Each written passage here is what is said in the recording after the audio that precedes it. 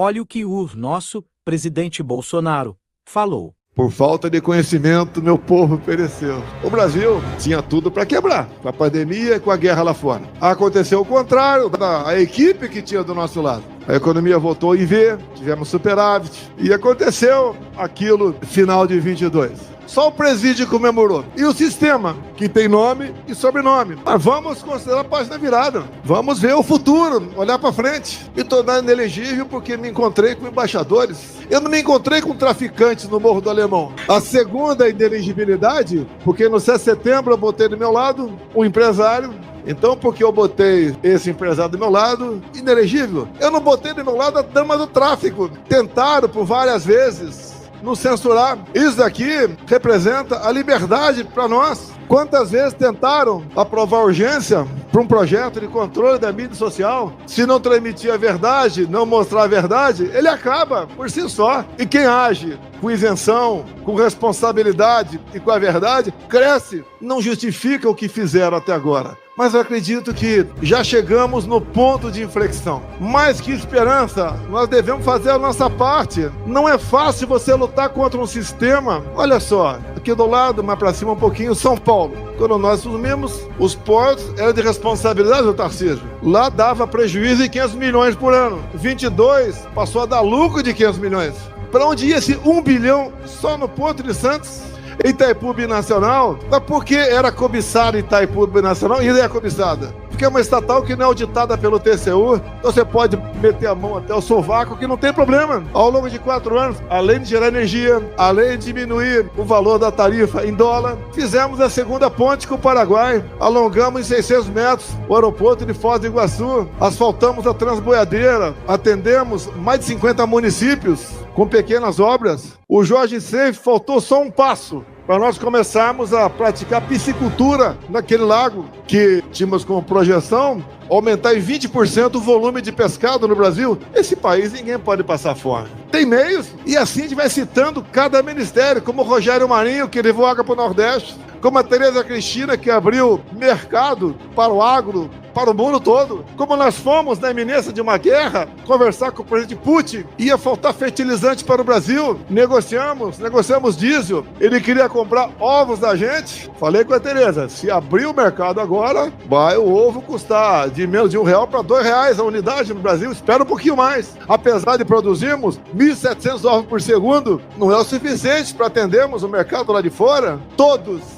tiveram lucro no meu governo, apesar da pandemia, apesar da guerra. A gente lamenta as mortes. Vocês lembram do fica em casa, a economia a gente vê depois? De fome também se morre. Vocês lembram da competência do Pedro da Caixa, junto com outros ministros, para, em menos de 30 dias, pagar o auxílio emergencial para 68 milhões de pessoas? Gastavam por mês 50 bilhões de reais. Rio Grande do Sul aqui, a população equivale a 5% do total do Brasil. Então, se gastássemos, hoje em dia, 5% do que gastamos por ocasião da pandemia, em poucos anos, o Rio Grande do Sul voltaria à normalidade. Eu costumo dizer, né? Aqui eu poderia falar o nome de vocês também, de vários ministros. No atual governo, é difícil quem saiba o nome de 3 ministros, ou porque não tem competência, ou porque o currículo de malfeitos é muito grande. Como não se sabe uma só proposta positiva do atual governo, só poder pelo poder. É aquela tentativa de vamos ficar o máximo aqui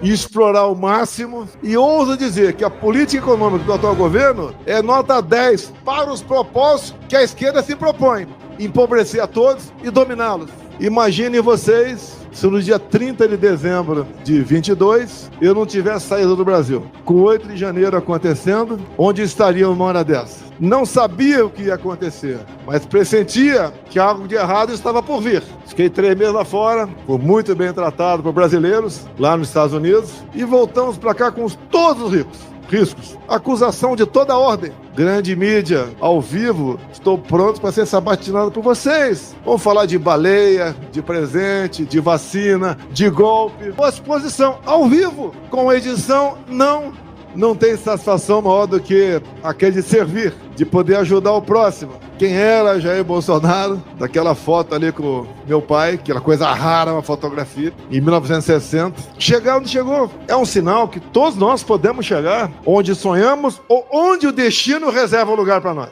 Eu duvido que o Tarcísio pensasse um dia ser governador, que é um tremendo gestor, algo que São Paulo nunca teve. Como, por exemplo, eu vejo vários parlamentares aqui, como disse a dona Michele, né? A minha patroa, nós devemos nos apresentar. Caso contrário, os maus ocupam esse espaço no governo. A nossa carta para a democracia é a Constituição. O que nós já fizemos, a nossa história, é o nosso currículo. Então, dizer a vocês, apesar dos problemas, apesar da Polícia Federal ter ido 3 vezes na minha casa, na casa dos meus filhos, hoje eu tenho 300 e poucos processos ainda. Vale a pena, a gente não vai recuar. Todos os dias eu tenho uma praxe na minha vida. Todos os dias eu me levanto, vou lá, tomo meu banho, faço o que todos vocês fazem, boto minha roupa, dobro os joelhos, rezo um Pai Nosso e peço a Deus que meu povo não sinta as dores do comunismo. Quando eu estava no leito de morte, eu pedi a Deus que minha filha não ficasse órfã.